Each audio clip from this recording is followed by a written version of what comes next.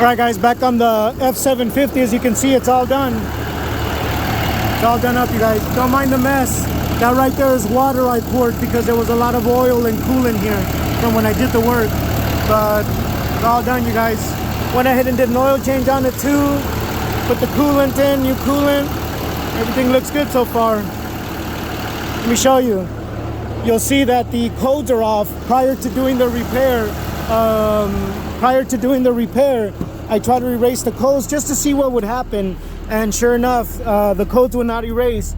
But as you can see, no check engine, no D-rate, nothing, guys. So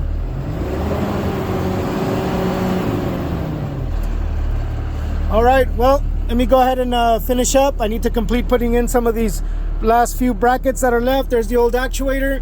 I'm gonna go ahead and finish it up. That way I can get it back to the customer. I just talked to him. They're waiting on me. I'm actually gonna deliver it over there. I'll show you guys where I go and deliver it to them, and just, you know, move forward. Tomorrow, gotta get back on that Ram 5500. I gotta do that actuator too. So talk to you guys soon. All right, you guys be safe. I'll show you when I deliver this.